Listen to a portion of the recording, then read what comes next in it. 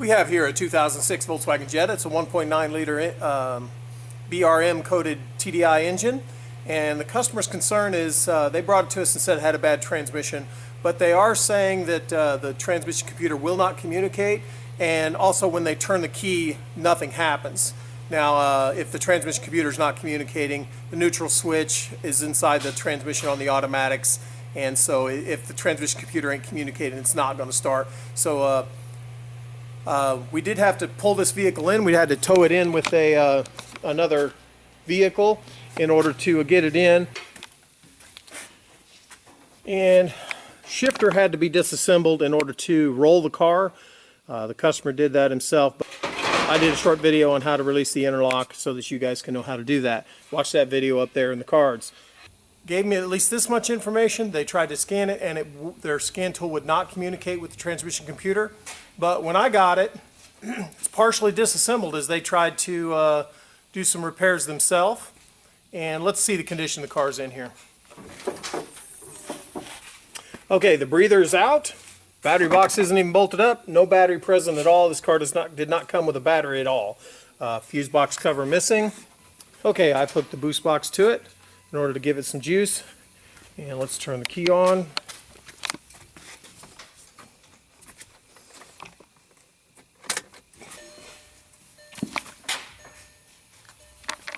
Okay, we have an auto scan up here on this red Jetta, and as we scroll down, we see powertrain data bus missing message from TCU. That's the transmission computer, and the transmission computer cannot be reached. Obviously, this is an automatic car, a manual transmission that wouldn't have this address to at all.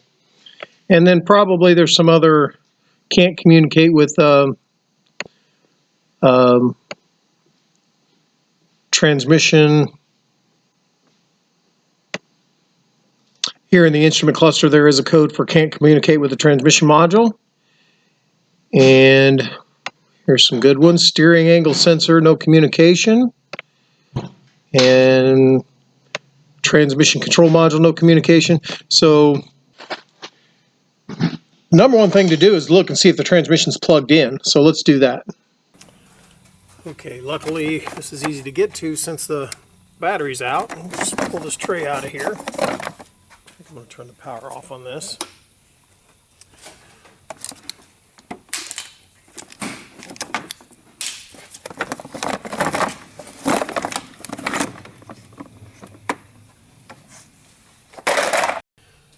So down here is the connector, and it looks very much like it's plugged in all the way.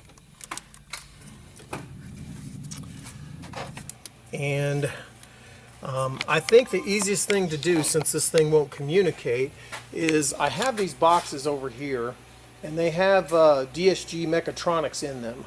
One of them's a known good, new one, and the other two are from a 06 Jetta, just like this one. So I don't remember the problems that these had, but I bet you I could take one out of the box there and plug it into here and just see real quick and easy if the mechatronic is communicating. Okay, so I like to pull this cable out because it's really in the way of unplugging that transmission connector. And you rotate this slide this way and then it unplugs. And in order to get this out of the way, I don't know if I can get enough slop with this. Let me unplug the starter also.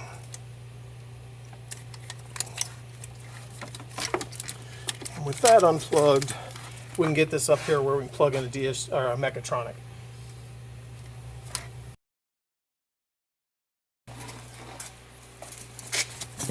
So in here we have either a known good or a core. I'm not sure. I don't really know what problems the core had, but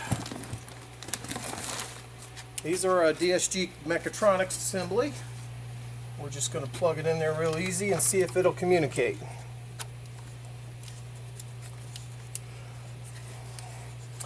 Now, if these have a problem that makes it not communicate, then this test is invalid, and I really don't know what problem these had. So this could be the known good one. I don't remember which one was which. It looks like a core, though, based on the condition of it. struggling here.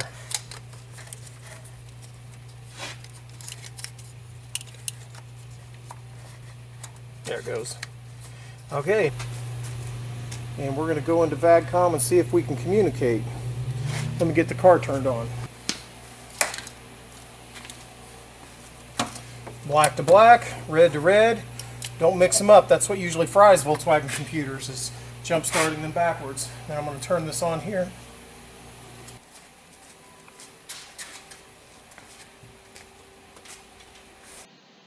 And with the core mechatronic hooked up and car turned on, I'm going to click auto trans and see if it communicates. And right away it does. That's pretty good information right there. Got a whole bunch of trouble codes here, but that doesn't matter because it is at least communicating. Now remember, the problem with this is the car won't start. So I want to make sure this car starts. And I think the way to do that would be just to jump voltage to the starter in order to activate the starter, and we'll see if it starts that way. Now I've got the car off. I'm going to get this out of my way because it's kind of a delicate thing. Don't pick it up by that.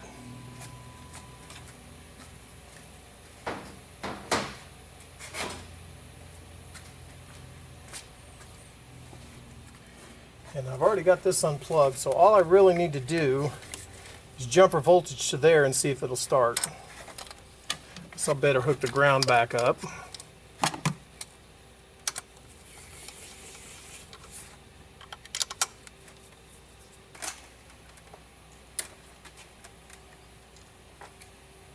Let me turn the car on.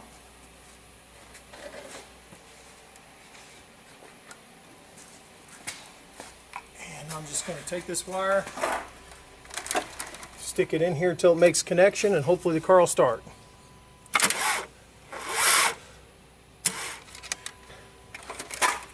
My boost box is so dead, so it looks like 8.9 volts.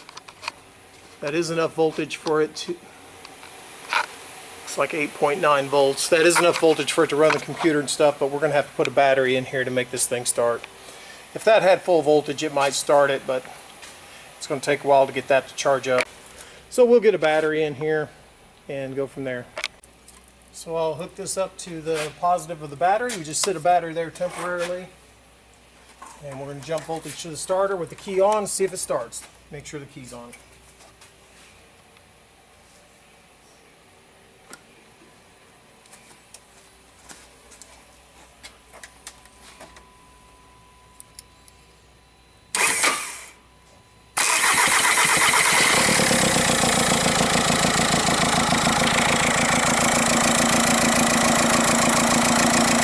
That's good to know.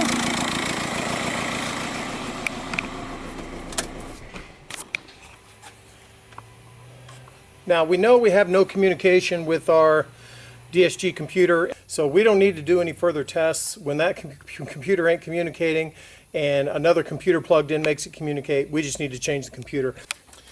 Now I do have these mechatronics sitting right here, and I know two of them are bad. I don't really know which ones, but the one that isn't bad is out of a 2013. I know that for a fact. So that isn't going to work in this 06.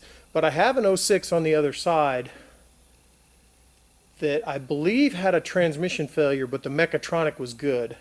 It's worth our time to swap it in there to see.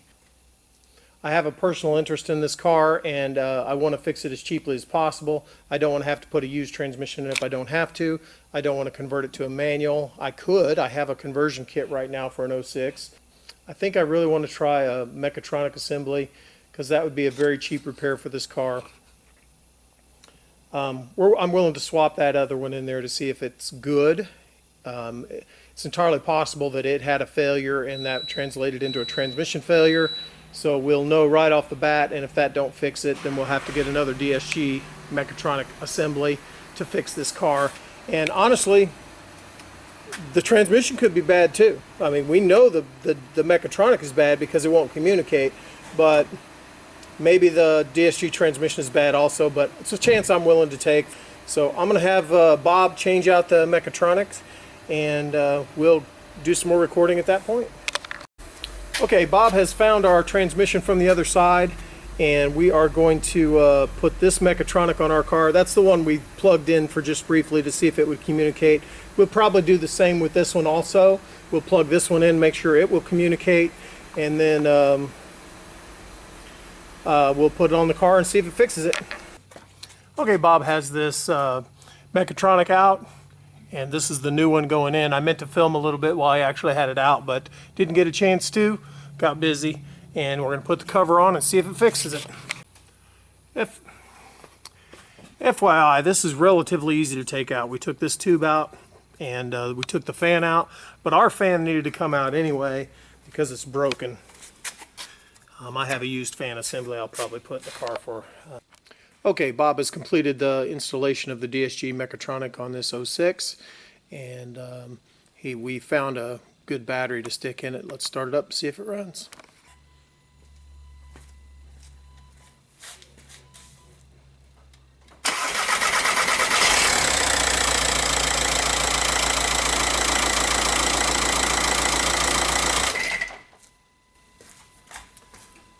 Flywheel might be rattling a little bit on that, but let's get it off the rack and go drive it.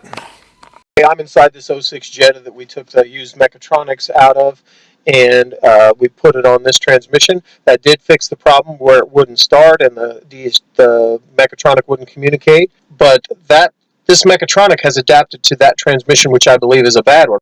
But since we are bolting that mechatronic to this transmission and it's adapted to that other transmission, we need to run an adaptation process to make it adapt to this one. Even if the transmission on the workbench is good, it still has different levels of wear and different levels of adaptation, and so we would need to adapt it when we bolt it to this transmission. First thing, there are some parameters that have to be met, like temperature and stuff like that. So, but we've already done that. If you really want to know how to do this adaptation basic settings test, then go to rostech.com and search for DSG adaptation, and it'll tell you everything that you need to know there. Now, let me start the car.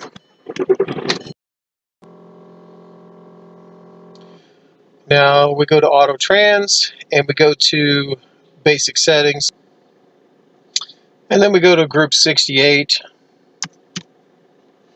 and hit Go, and then when we hit On/Off, that should reset it.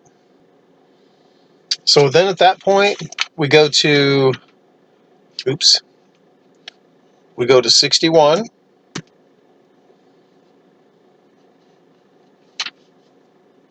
and we hit On,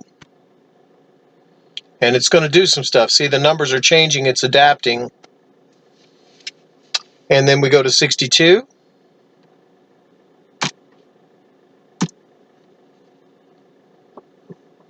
and it's not allowing us to do that. That one's not available on this one. And then we go to 65,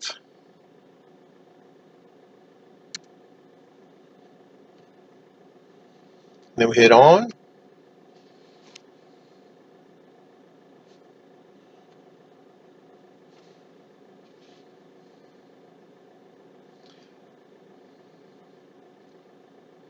that doesn't seem to be changing any. Unfortunately, there is no confirmation or anything on some of these. You never really know if it's running or if it's working. But we'll go drive this and see how if our transmission works now. Okay, we have completed the road test, and the transmission works fantastic. There are still a few remaining problems on the car.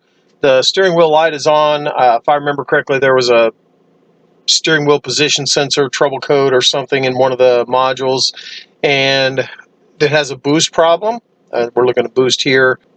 It was doing a goofy surging on the graph, but let's go into the transmission computer, make sure there was no transmission codes have reoccurred.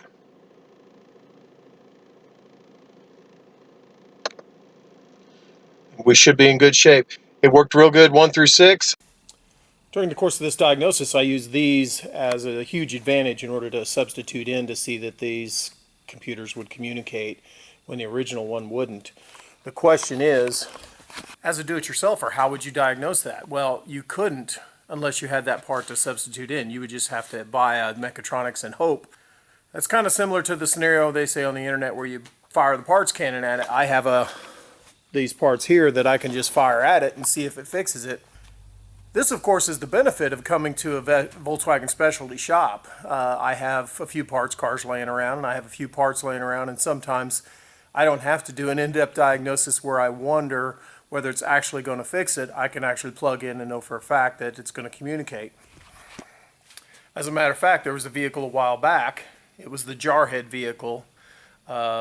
It had a start and die problem similar to a mobilizer problem that we ended up diagnosing as the ABS module being bad. Now, once again, I probably would assume that car got jump started backwards, but the customer also had some power window problems, which we never diagnosed during that trip to our shop, and so we gave it back to the customer. He'd been driving it a while, but he got tired of the power windows not working, so eventually he brought it back to us for the power windows not working, and we found the comfort control module was bad on that one. Probably the comfort control module and the ABS module died during the same event of being jump started backwards. Now, I don't know that for a fact. That's just a natural assumption, though. So I hope that helps in how to diagnose these when you don't have the benefit of being a Volkswagen specialty shop with parts laying around. I think we'll just complete the video here. If you learned anything from this video or you enjoyed watching it, be sure and click the like button, and if you want to donate to the continued production of these videos, find the donate icon on my website at www.kansascitytdi.com. And if you want to support my channel, you could also buy something through my Amazon affiliate link, which is in the description. And if you want to watch some more of my videos, there'll be one right there and one right there. And don't forget to subscribe right there. Thanks for watching.